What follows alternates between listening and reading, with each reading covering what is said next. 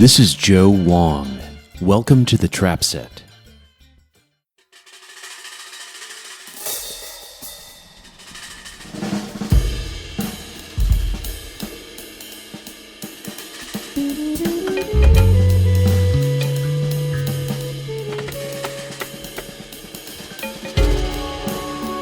This week's guest is Cindy Blackman Santana, a drummer of exceptional skill who over the past 4 decades has made compelling statements in the worlds of popular music and improvised music alike. Her latest album, Give the Drummer Some, is now available. Cindy spoke to me in October from Hawaii.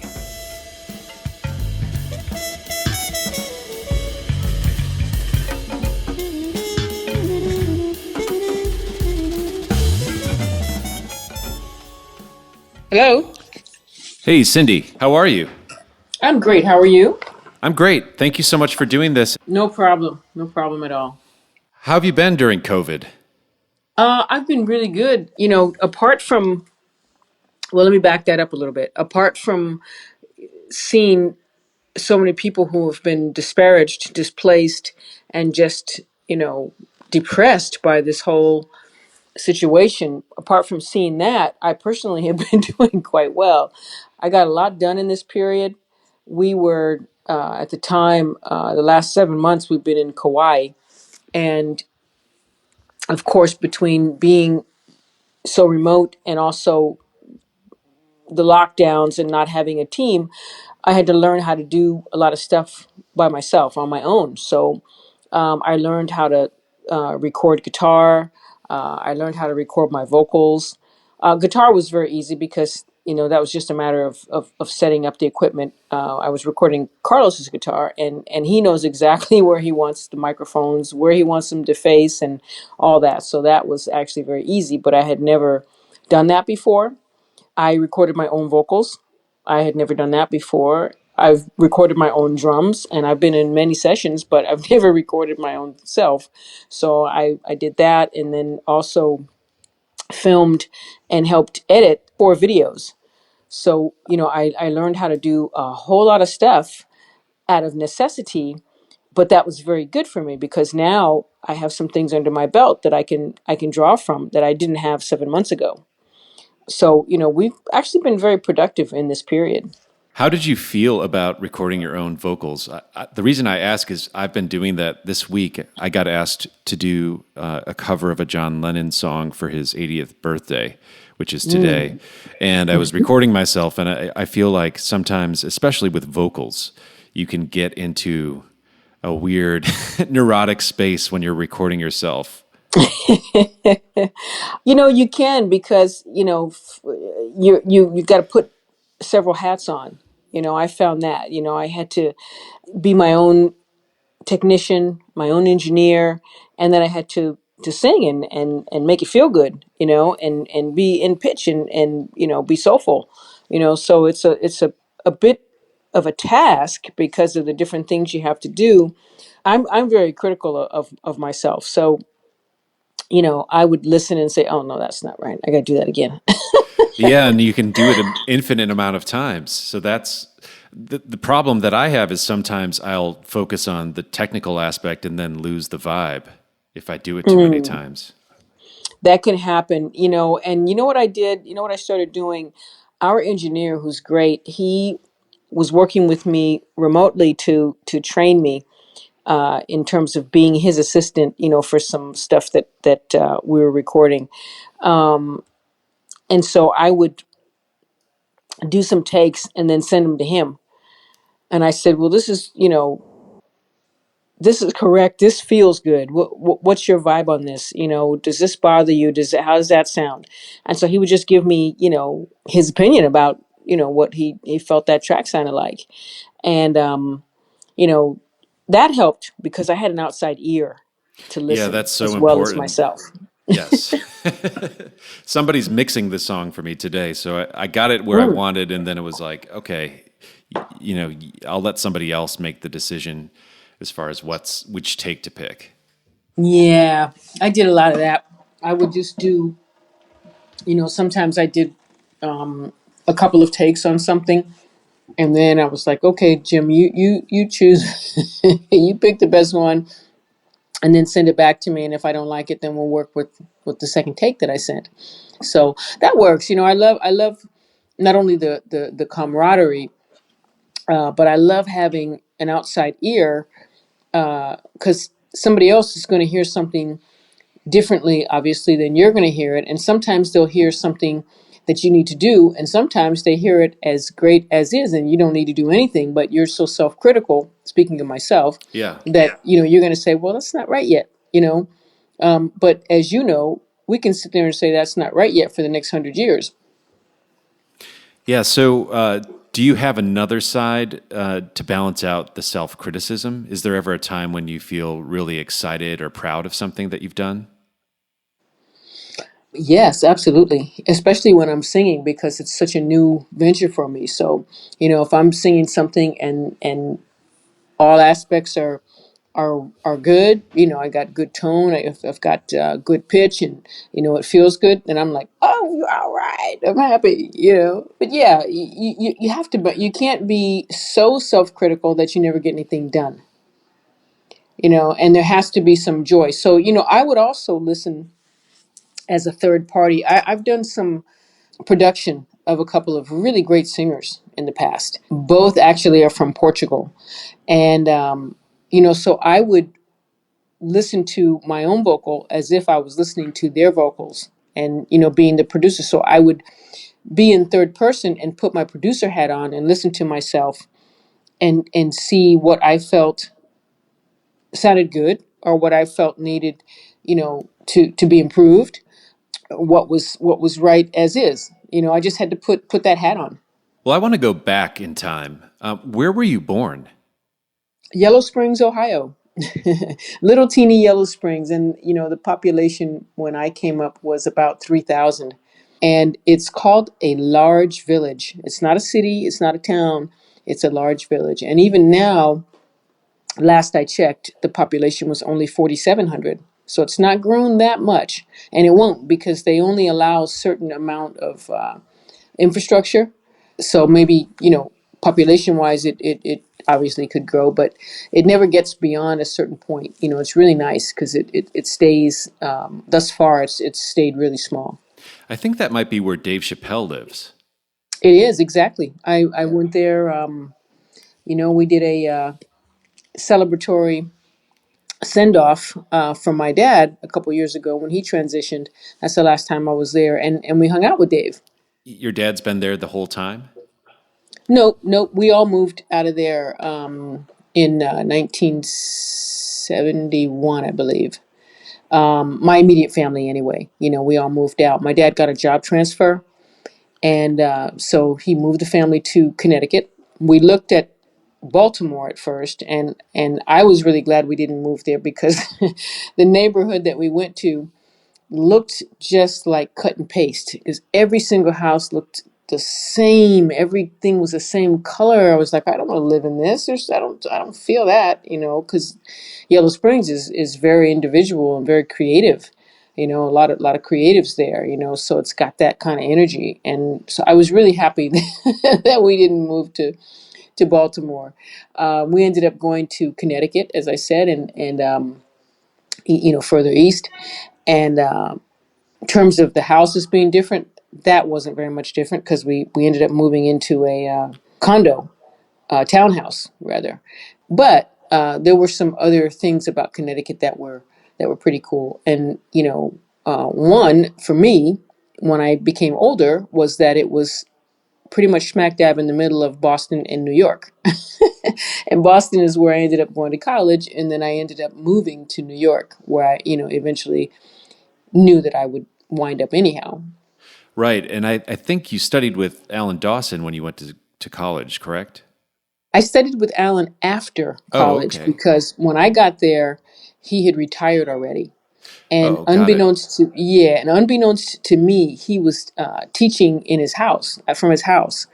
And I would have studied with him the whole time if I had known that, but I didn't know that. And I just thought he was retired and just playing on the side. And I'd seen him at a gig, but I had no idea that he was teaching it at his house. I didn't even ask him because I just assumed he wasn't. But after I left the school, I went to my mom's for a couple months in Connecticut, and Wallace Roney told me that he heard that Alan was teaching out of his home, and so I called him, and I was able to get over there, to commute from Connecticut twice. So I had two really incredible lessons, and I only had two, but they were very pivotal for me and very important lessons. Yeah. Well, I definitely want to get to that. But so when you were growing up in Ohio and in Connecticut, were your parents creative people? Was that what they did?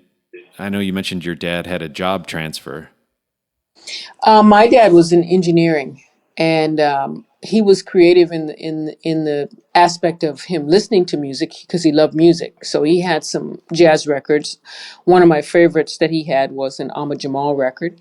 He had a little bit of Miles, not a lot, but he had a little bit of Miles. He had some records, and he loved music always. Loved listening. My mom, though she was not playing at the time, was had been a violinist, and having four children and jobs and such, she didn't stick with the violin at that time.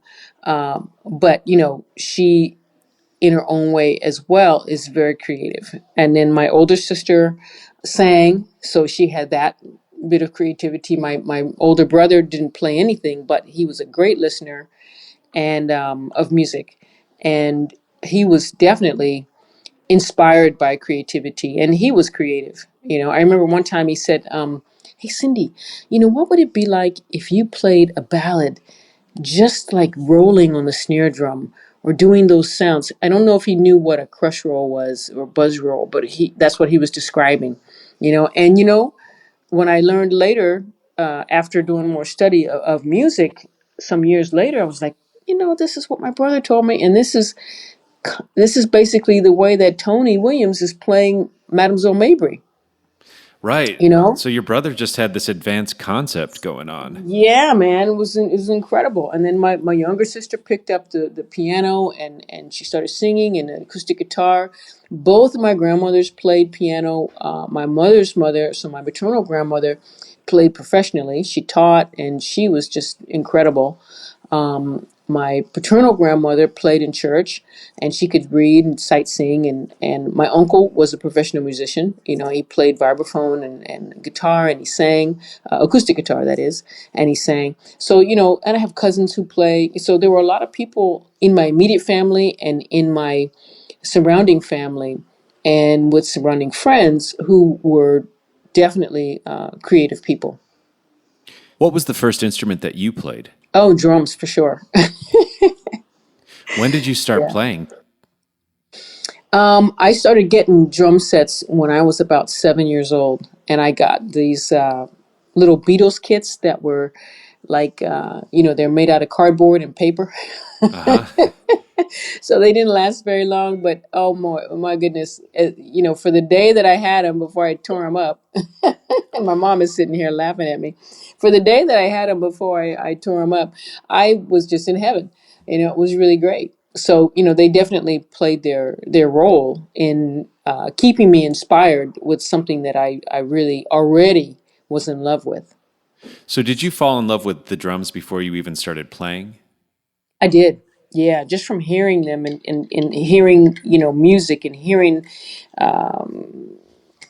the role that the drummer took in different types of music was really intriguing to me. So all of that, really really got me, and I just loved it. But even before that, drums was my calling because my mom, and my older sister, who's 6 years my senior, they both tell me that I was patting out rhythms when I was born. And my mom said, "Well, I thought you would outgrow that, but you never did."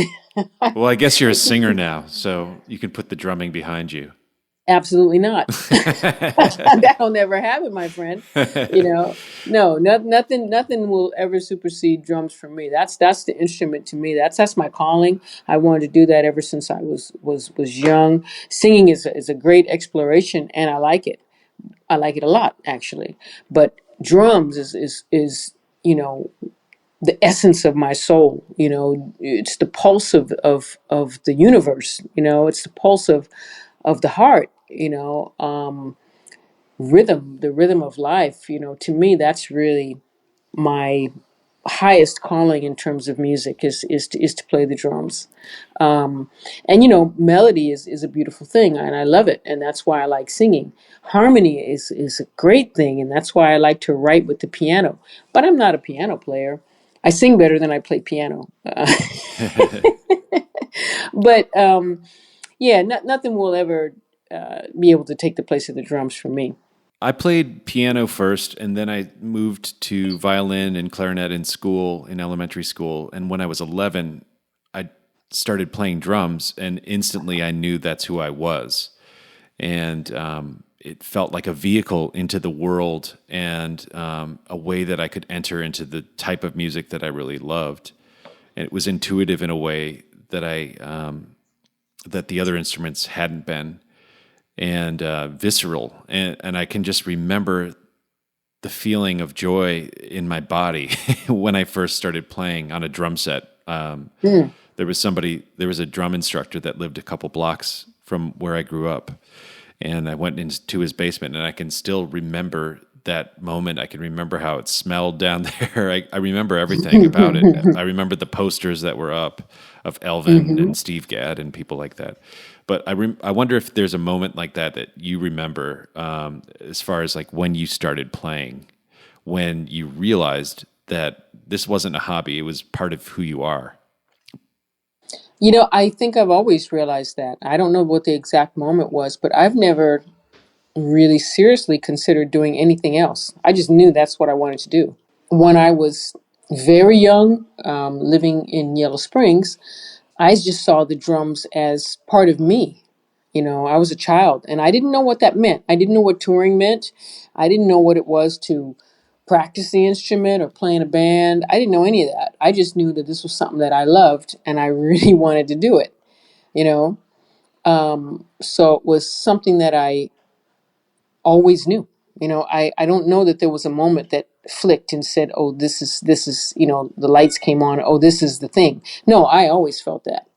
And I later on in my teens, my older sister gave me some books, and I started reading these books about injustices that were happening to people, namely the Black Panthers. And I thought, I want to become a lawyer because I don't like these injustices and I want to help people.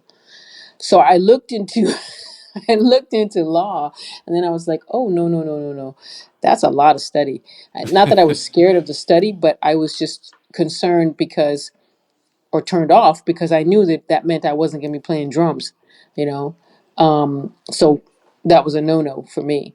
And then I was intrigued in some of my biology classes, and especially the one on the brain. I really liked the classes on the eye, and I did my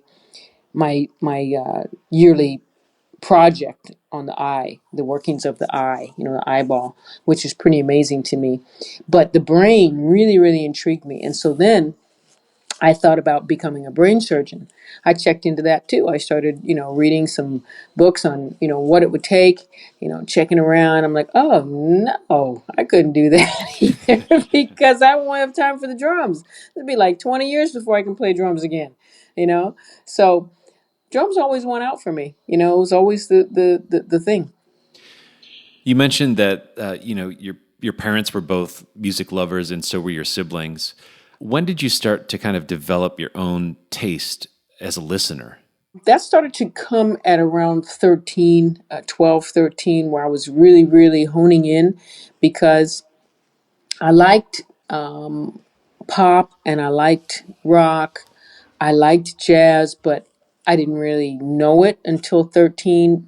We had a family friend, a drummer, who had done some playing with Jackie McLean, Doug Woods, who went by the name of Daoud, and him knowing that I wanted to play drums, he turned me on to this Max Roach record, Un Poco Loco, and he wrote out a pattern, a Max Roach pattern for me on a piece of paper that I believe I still have somewhere in my files. It was so many years ago, but I think I still have that. But he wrote, it was really sweet. He was an artist as well. And so he drew a picture of a tree, a potted plant or something on one side. And on the other side, he wrote out a ride pattern, shank, shankity, shankity, shankity, and then triplets in the left hand. So you have the right hand, playing the ride pattern, and then triplets in the left hand, and then 4/4 on the bass drum and 2 and 4 on the sock cymbal. This pattern that was taken as a transcription from this particular song on that record. And so he brought me to his house, and he'd given me the paper, and I was like, what? I gotta do what with 4 limbs and what? And then he took me to his house, and he played the record for me, and he said, this is what he's doing. And he showed me, and I was like, wow, that was really intriguing. So that's to me when I really started to formulate really the direction that I wanted to go, because that got me into thinking on a more advanced level, because then I had to start breaking stuff down that drummers were doing that was more than just a 3-limb style. The 3-limb style is cool. It's funky, it's great, it's wonderful. But when you start getting into 4-limb style, especially when you're 13, it's like, oh my goodness, this is a whole nother world. It's all about You that know, left foot. it's all about all of that. You got the left foot, you got the right foot, But then I started listening, to more and more music. And I started listening to a lot of Elvin Jones. I started listening to a lot of Max Roach. And I started listening to a lot of Art Blakey. And I started just studying these cats, And then I was turned on to Tony Williams. And that was just all she wrote, in terms of my direction. But Yes. that's what, really got me inspired and got me going. Did you have any mentors? On drums? Yeah, or in the creative life at all. I mean, could you look to anybody and see a roadmap for what your life could potentially become? In terms of drumming directly, I would say yes, absolutely. I because of what he turned me on to, I have to say that our friend Doug Woods was probably somewhat of a mentor to me. But when I saw Tony Williams play at 16, that was the key for me. And I knew that if I wasn't on a path that was as creative as that was as intellectual as that was as technically incredible as that, if I wasn't chasing that path, then I should just read books, stay home, or do something else, you know. So that really got me. And it's funny because a lot of my friends were into Star Wars, and I had seen Tony, and a couple of my friends invited me to go see a Star Wars movie, and I'm like, I don't know, I don't know, I don't think I want to see Star Wars. Oh, come on, Cindy, let's go. So one of my girlfriends, she invited me, and I finally went with her. I'll tell you what, I was bored to tears because I had just seen Tony, and that was like the most galactic experience that I had ever witnessed. You know, So this was maybe mid 70s then that you saw Tony? absolutely. And was it Yep. with Lifetime? It was not. It was with. He was probably on the road with Lifetime, but this was a drum clinic, and it was just him and I believe it was Bunny Brunell on bass. And Bunny, I met him some years ago, and I asked him about that, and he doesn't remember doing that clinic in Connecticut, but I believe it was him because it was a bass player that had that electric upright, the stick bass. I just remember the stick bass because I had never seen a stick bass before, and I'm like, well, that's a weird bass. Okay, back to Tony. But I just remember seeing that bass. He doesn't remember doing that clinic, but I believe that it was him. Regardless, it was just what Tony did that day was absolutely spectacular, And I got to thank my mom for taking me there. She took me and dropped me off and let me go. And that was a feat because she's a hardworking lady. She's bringing up children, her children by herself. My dad was, MIA at that point, in terms of helping us.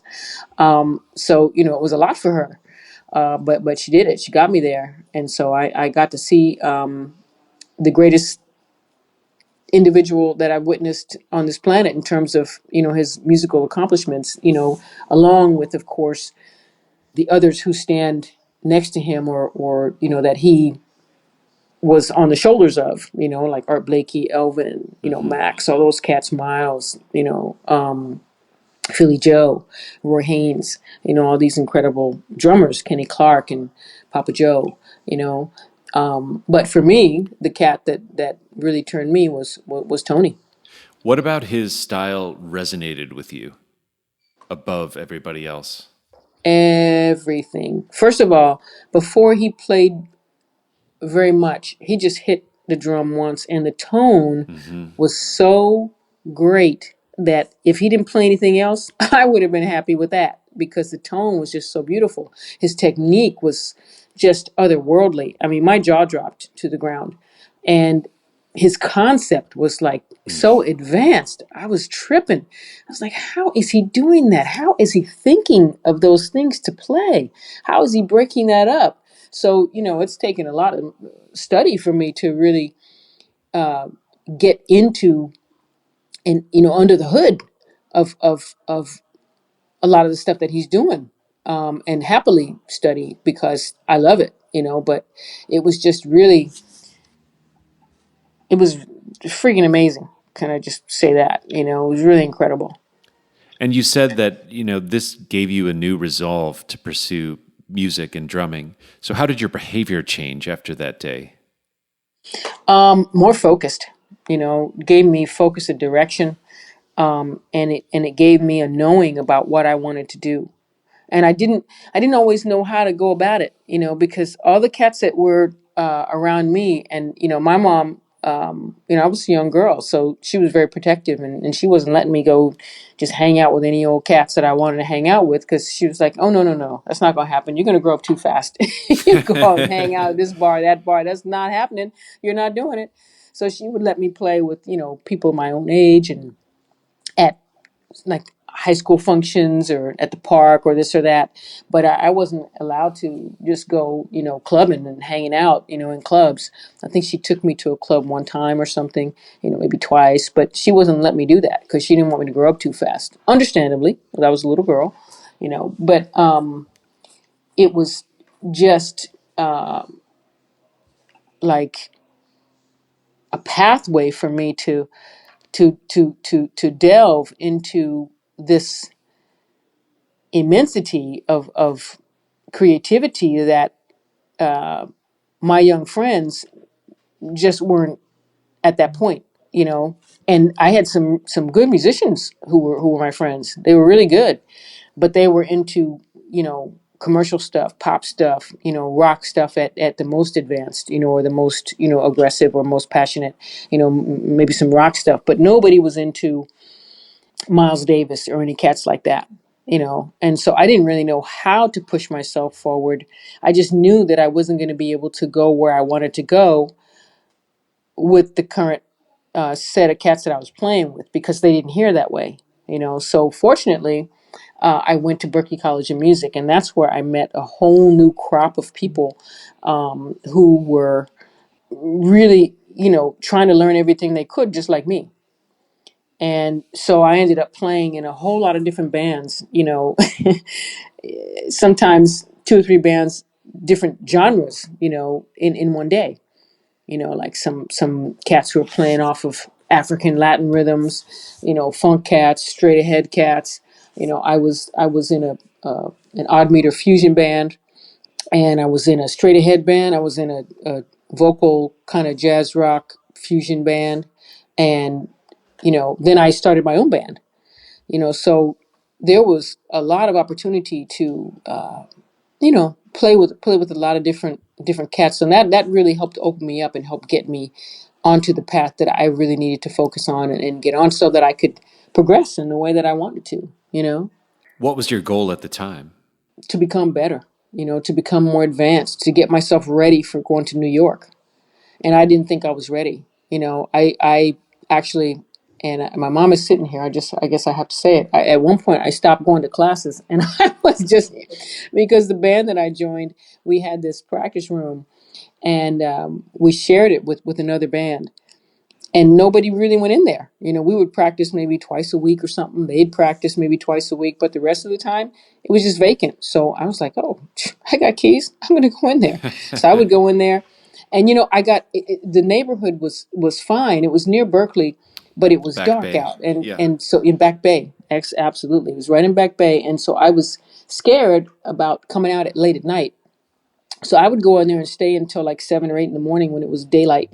Oh, that's exactly what I did when I went to that school too. Yes, because it's kind of sketchy. So I'm like, okay, I'm gonna stay in here. I'm gonna lock this door. It's gonna practice all night. If I fall asleep, no problem. But I'm gonna stay in here until it's daytime, and then I'm gonna go home. So I wasn't going to classes at that point because I was too No. tired.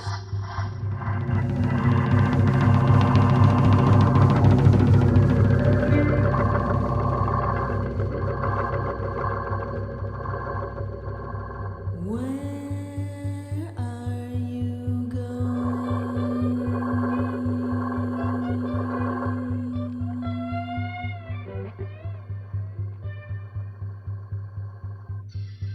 Where have you come from?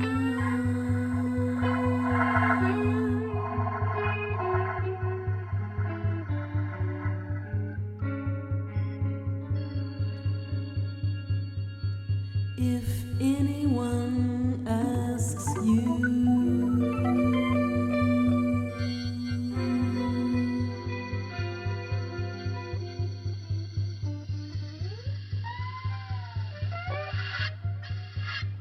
I hope you can say,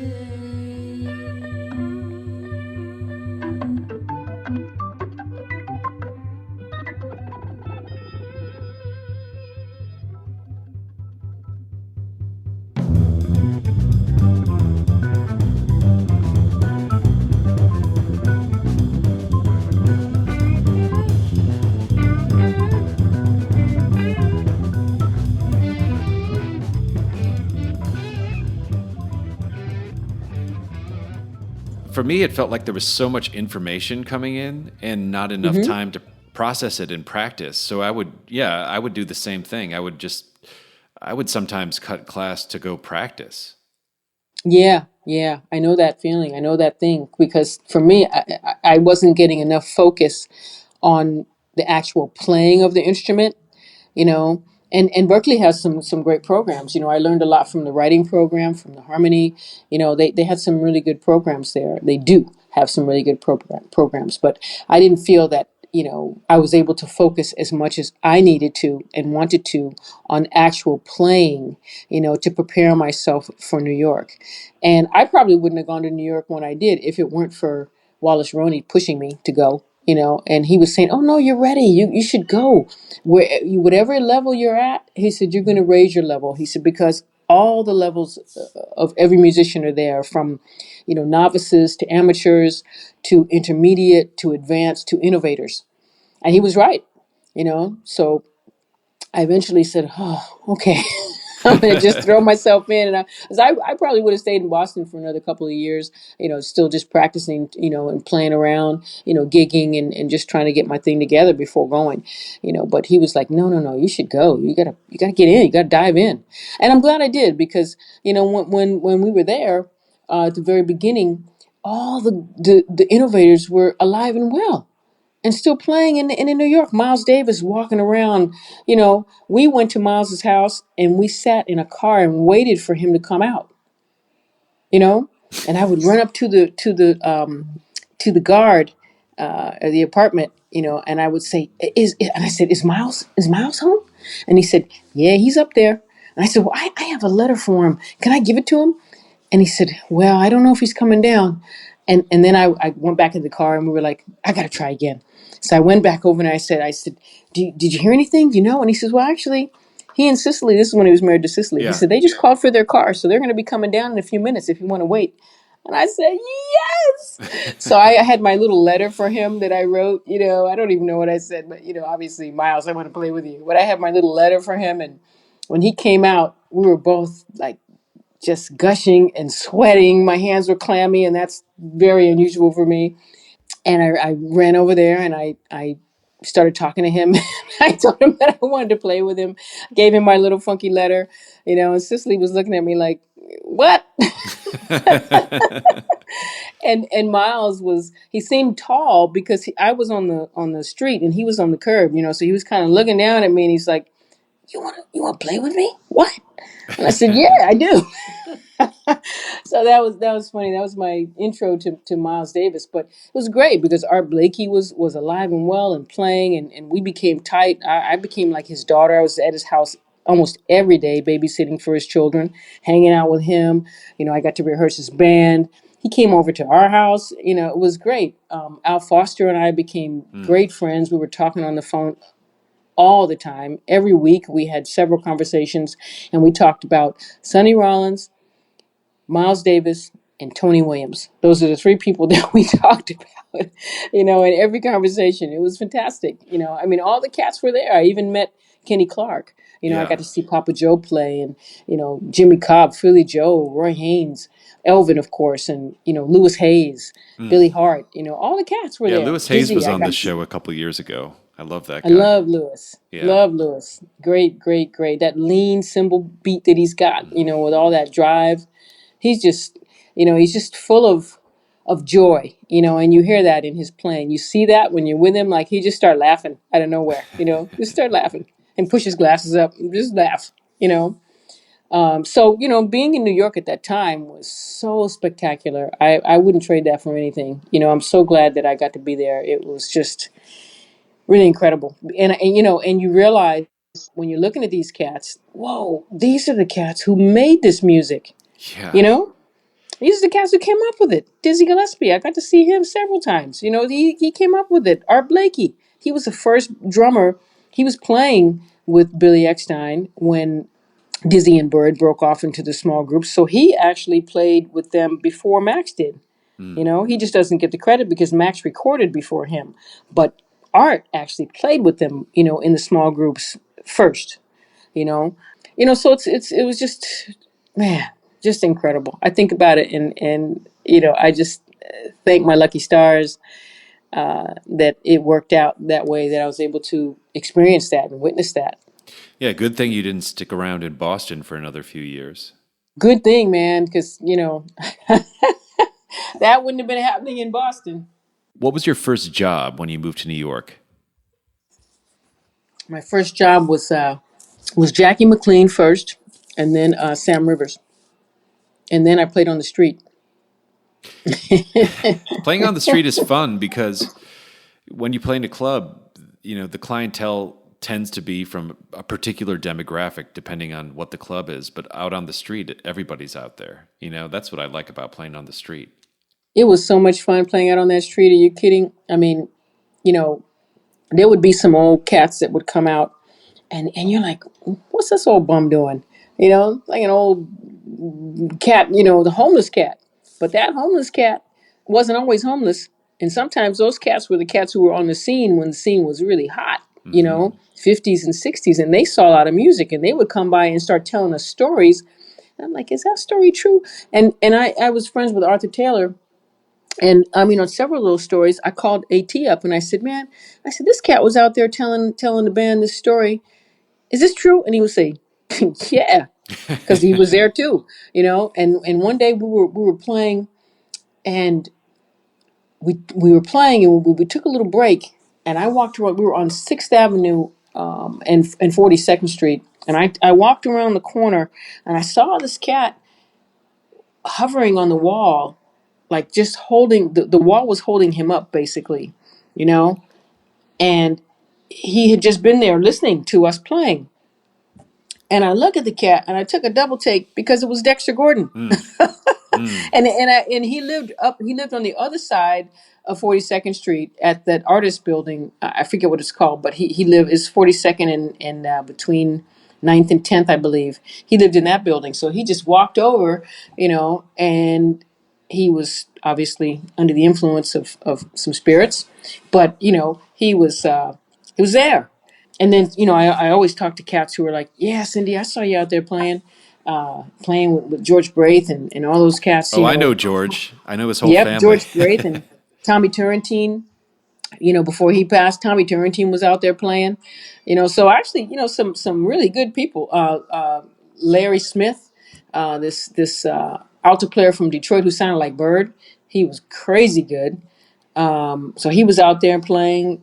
Bass players like Kim Clark and Marcus McLaurin. Another cat was Billy Johnson, who used to play out there sometimes. Yeah, I used to play with So Billy, actually, yeah, and that's how nice. I met George because let's Yeah, see, he played with him. You George see. was married to Billy's sister. So you were kind of following in Tony's footsteps. I mean, you mentioned it earlier that this was a crystallizing moment when you saw him, and then you studied with Alan Dawson, with whom Tony also studied, and then there you are playing with Jackie McLean. So you're kind of on that path. But as somebody who's a little bit younger, and I was born in 1980, so my first exposure to you was with Lenny. How did you meet him, and was there any apprehension that went into playing rock music or playing pop music? I met Lenny through Wallace's brother Antoine, who was friends with Lenny, and one day he was telling me about Lenny, and I had no idea who Lenny was. I never heard of him. I had never heard one song. And he says, "Well, you'd know him because he's the guy who's he used to be married to Lisa Bonet." And I said, "Well, I know Lisa because I used to watch the Cosby Show all the time, But I didn't know Lenny. I didn't know his music." And he said, "Well, Lenny's a rock musician, but he likes Gretsch drums and Kazoj cymbals." And I was like, "Whoa, I didn't know those cats had that kind of ear. That's impressive. All right, I like that." And he says, "Well, he's been looking for a drummer for about a year and a half. If he's still looking, next time he calls me," he says, "I don't have his number, but he calls every now and then. And if he calls again and still looking, would you like to talk to him?"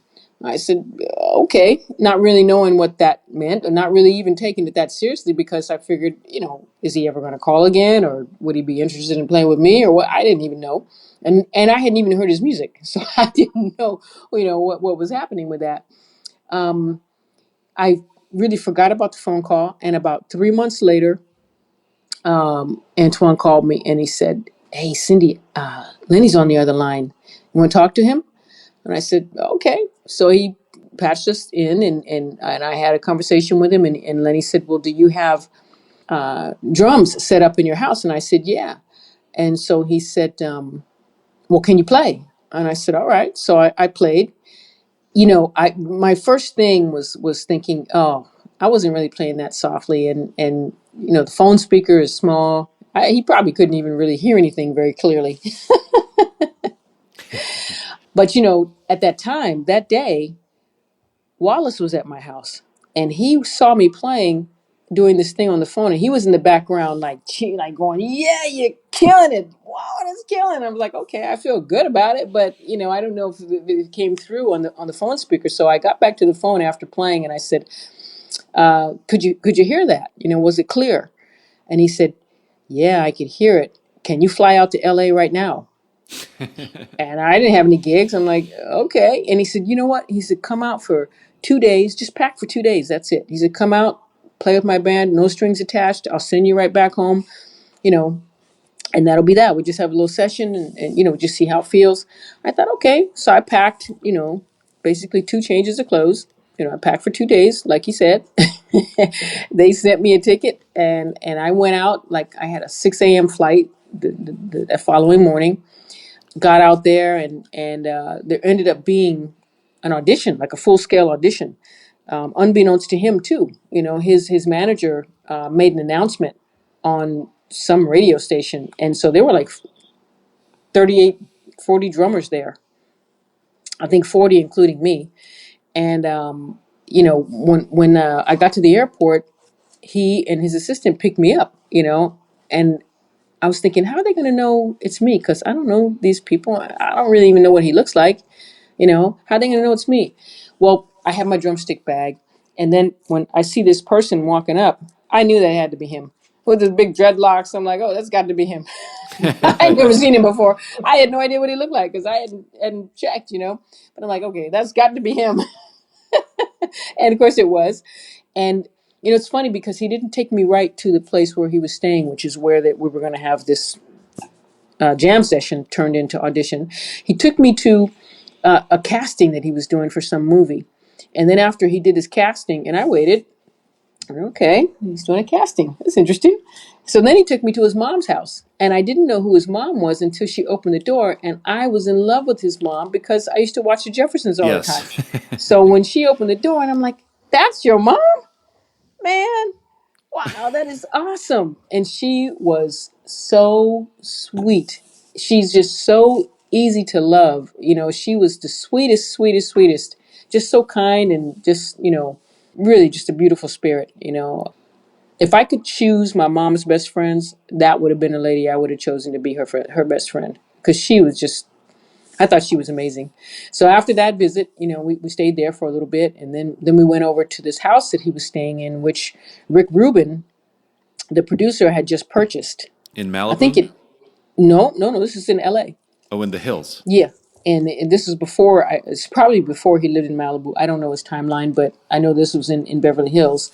And there was nothing in the house, barely any furniture. Rick hadn't moved in. They needed to do some construction in the house. They needed to do construction outside.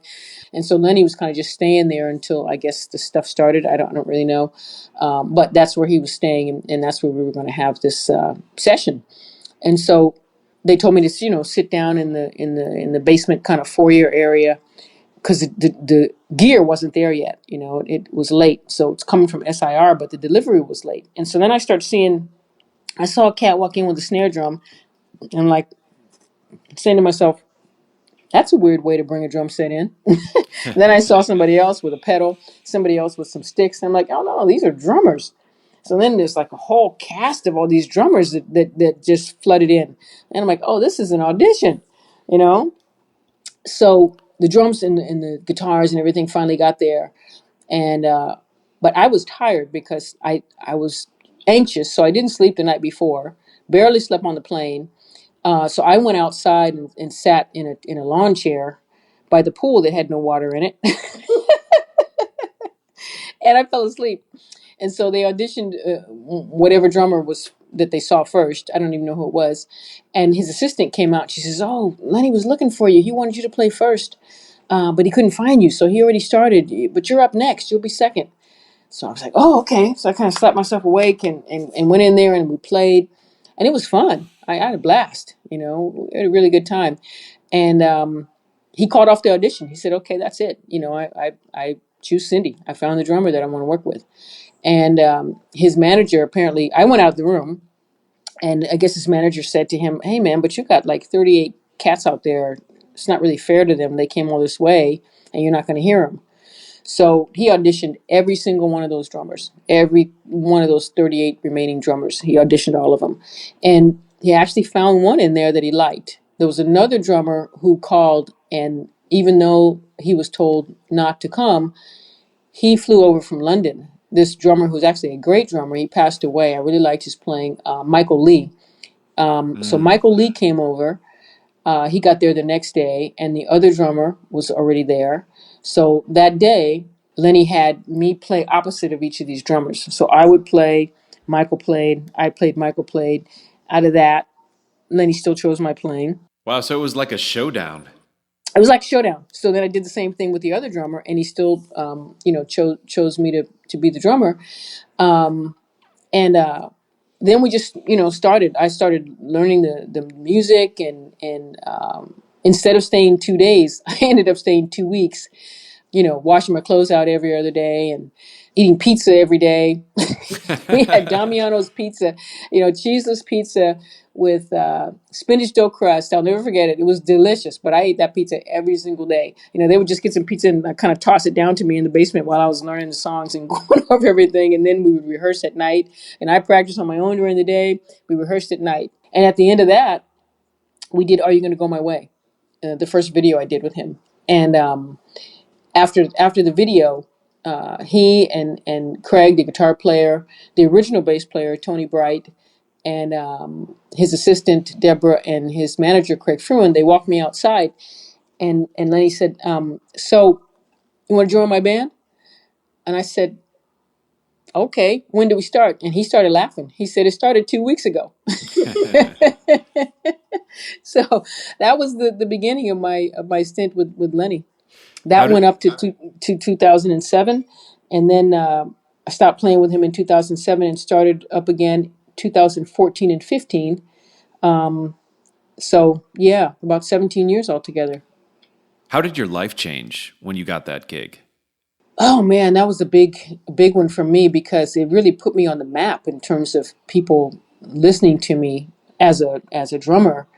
And some people who maybe had issues with women had to look at me differently because I was in a band that, you know, where I was not chosen because I was a woman. In fact, I almost didn't get the gig because I was a woman, because his bass player, Tony Bright, said that he didn't, he was scared of me.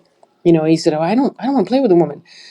I think it was just kind of new to him, so he was a little frightened of it. But and Lenny even said, "Well, I I just want a drummer." He said, "But I wasn't thinking of a woman because I wanted something real heavy. But you fit, you fit the bill." So it really was good for me in that way. Also, it gave me a lot of travel. We went all over the world. We did so many world tours, and it gave me consistency. Financially, that's for sure. I first thing I did was start eating well. I started buying all organic food, and then I paid off my student loan.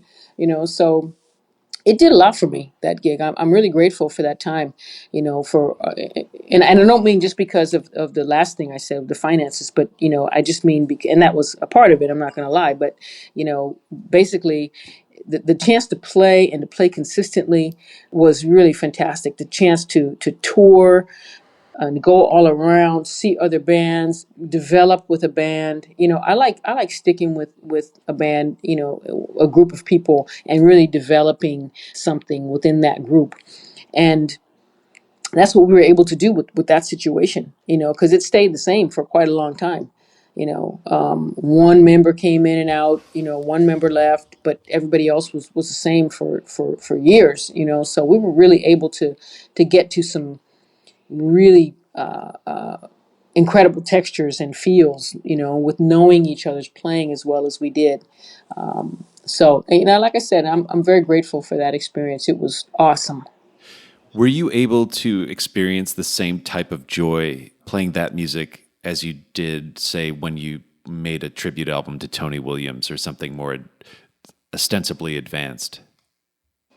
That's a whole other situation. I got to love each one for what it is.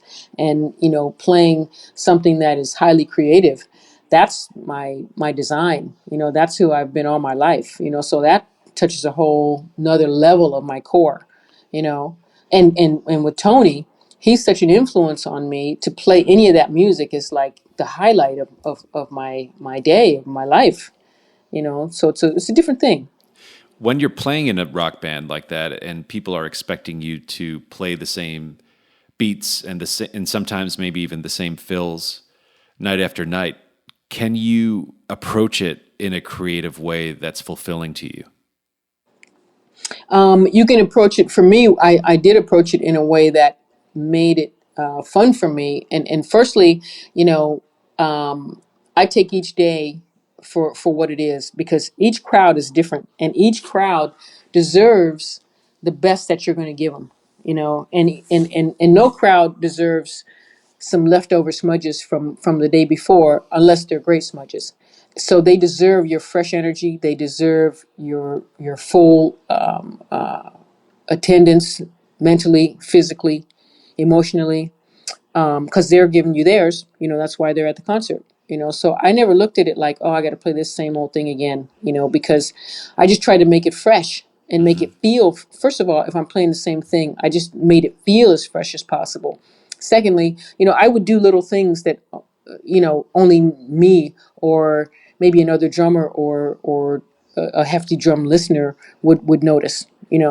Sometimes I might put a little ruff or a drag in front of something, or a flam here or there, or play a fill in a different way. Just my bass drum, I would do a fill with the bass drum, or lead off with the bass drum as on a fill, or something a little different. I would make things a little bit different here and there, as much as I could get away with. And the parts, and I began to know learn Lenny and learn that situation. So I knew that there were some things that, you know, he would want to be exactly like he wanted them, and certain things I could,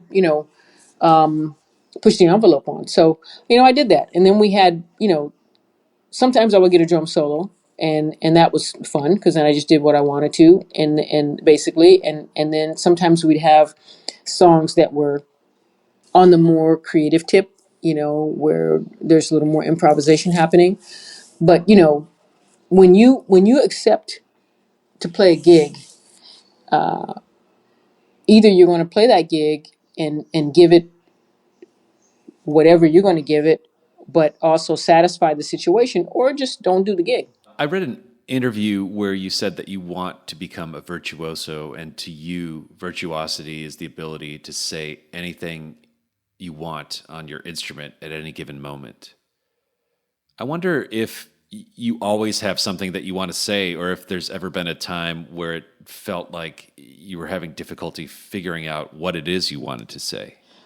Sometimes, because you're in the moment, you're creating. So, you can be trying to find this thing, trying to find something, a new combination of this or that, or react to this soloist in this particular place, or not.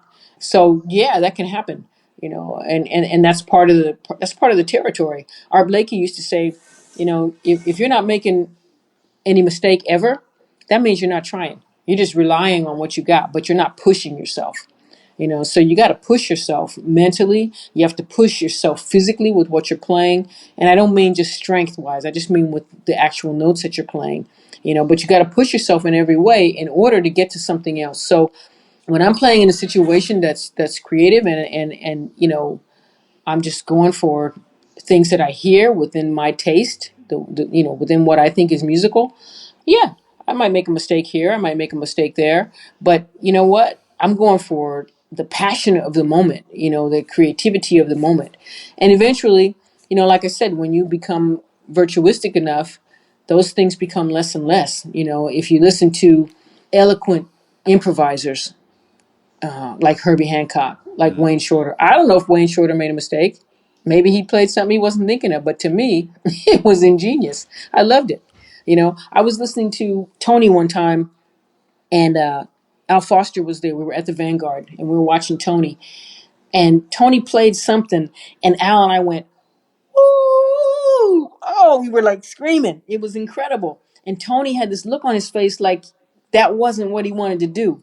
And then Al looked at me and he said, "Man, Cindy, can you imagine if he played what he was just hearing right there? As incredible as what he played was, can you imagine if he played what he was really hearing right there?" I'm like, man, I probably would have fainted, because what he played was amazing. It was spectacular, So, when you get to that level, not that I'm on that level, because, I'm striving for that, but when you get to that level, it's just, you might have a person who's a speaker, and they're very eloquent with the way that they are able to formulate an idea, formulate a sentence, get a story across, and tell you something. We've heard eloquent speakers. Obama is an eloquent speaker. But you have that same thing in music. You listen to Herbie, you listen to Bird.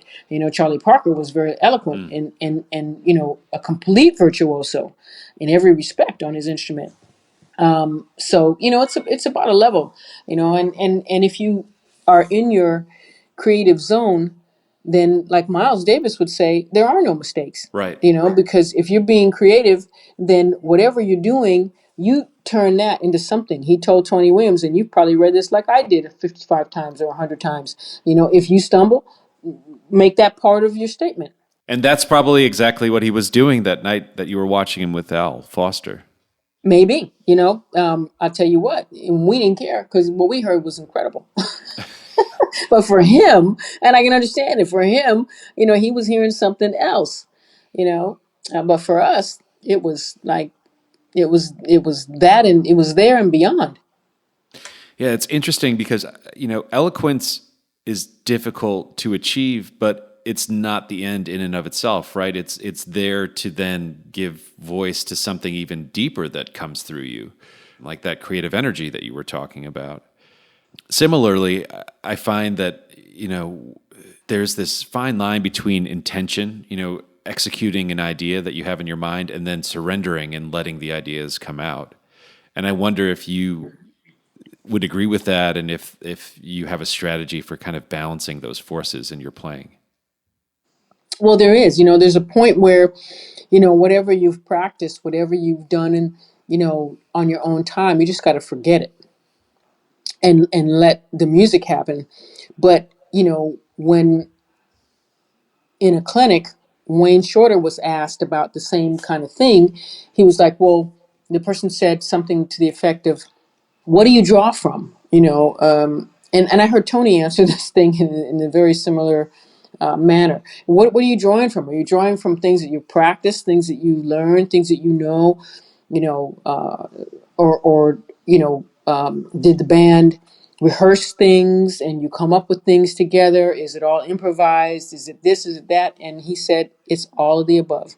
Right. I mean, it's the same thing if we were to look at written language or a great poet or a great author. They study grammar, they study vocabulary, they study other poets and other authors, obviously, other literature. But that's not the end. I mean, that's so that then they can tap into this creative force or, articulate something that's unique about their experience. And I think great musicians do that too. Absolutely. Yes, I agree. So sometimes I feel people confuse the language with the message, That can happen, but I mean, for me, if the person who's delivering it is delivering it on the most extremely high level, then you're not gonna mistake that. Yeah. If you listen to Bird, you're not gonna mistake that. You listen to Wayne, you're not gonna mistake that. You listen to Coltrane, you're not gonna mistake that. You listen to Bill Evans, you're not mistaking that. You listen to Miles, you're not mistaking that. You listen to Tony or Elvin, you're not gonna mistake that. Right. But what I'm saying is, sometimes people confuse the ability to then regurgitate what those people have said before, transcribing it and then maybe executing it on some level as being able to say that. Sure, there's a value to that, but these people were articulating something unique. They were originators. Well, to that point, yeah, they were originators, but they started somewhere. If you look at Art Blakey, he was following Chick Webb around all the time. If you check out Tony, he was studying Roy and Philly and Art and Max and Elvin, Louis Hayes, Jimmy Cobb. He was studying all the cats and came up with his thing. And I agree with Tony. He was like, all these cats, they want to start playing, and 5 minutes later, they want to say they got their own style. It takes time to develop that, because if you're really studying the lineage and the history of your instrument, then you're going to study the greatest cats that came before you, and you're going to work on stuff that they did that you like. Maybe there's something that they did that you don't like, then leave it out. Right. That's your personality. That's you, and that helps. That's a small thing that helps, or one thing that helps determine and mold you, as opposed to the next person who does like that thing that you didn't add to your repertoire.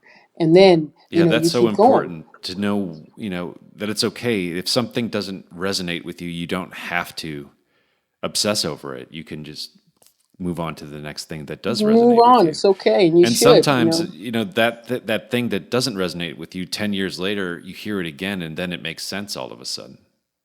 Well, sure. And then you can, the thing is, you can monitor your own playing, and you can monitor, whatever it is that you put in your own playing. And that's another thing that I want to say, because choices are important, and the ability to be able to make a choice is important, which is why you want to practice, so that you're good enough to be able to choose that you want to put this or that in and mix this in with that or not.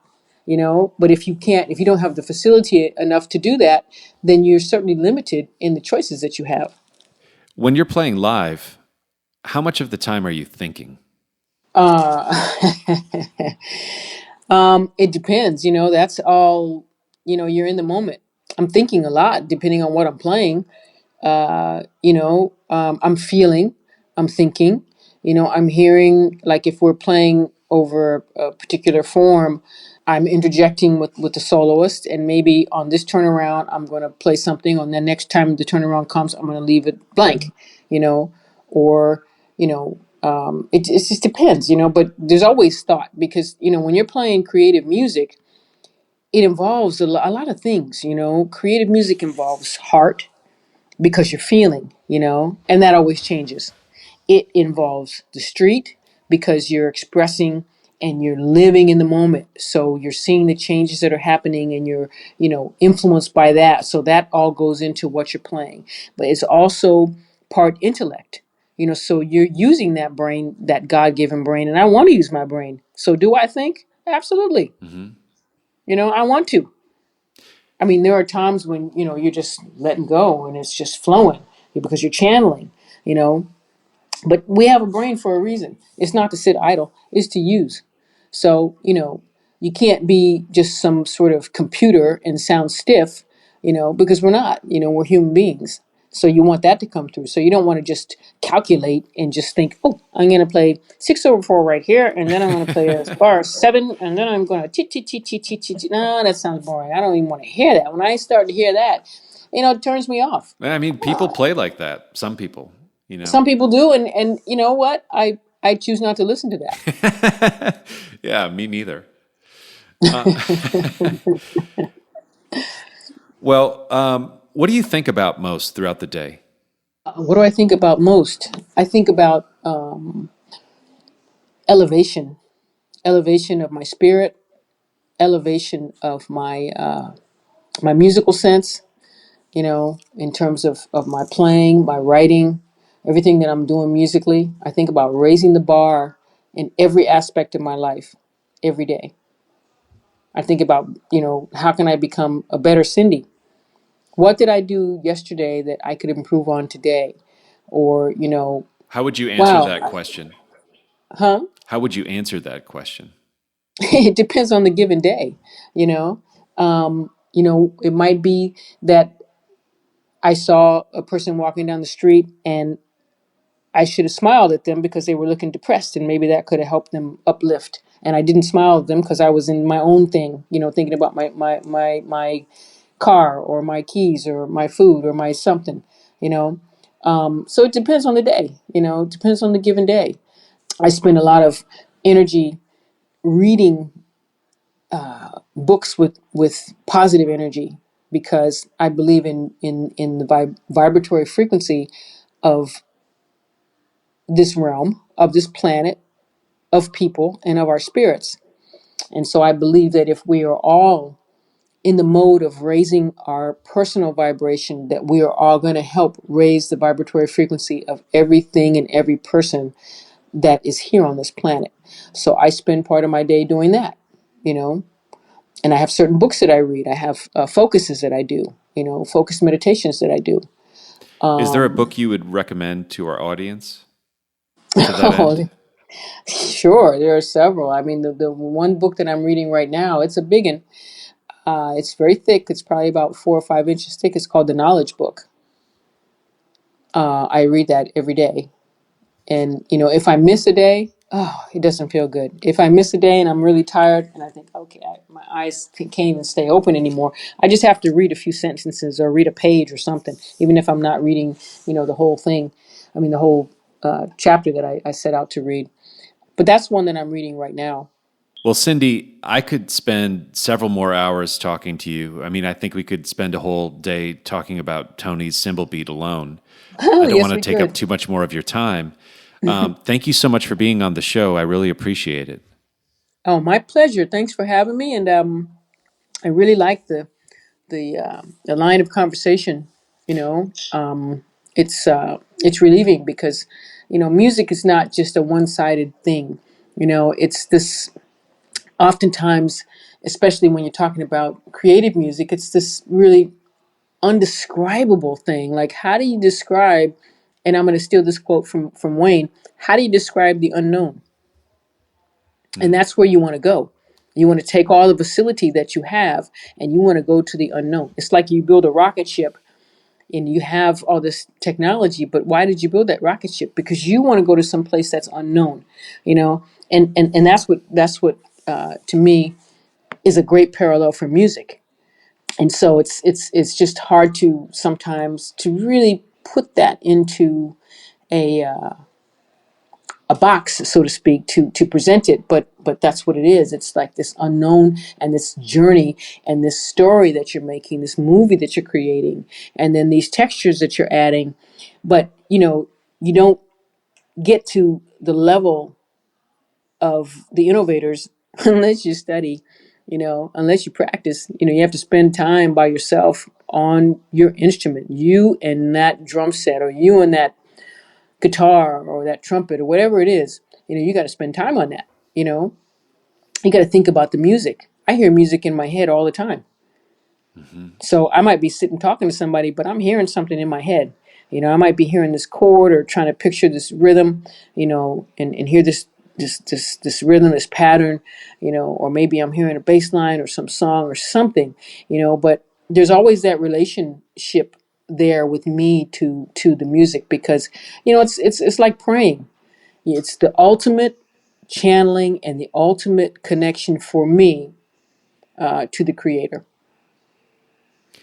Cindy Blackman Santana, thank you so much for being on the show. Thank you, man. This has been great.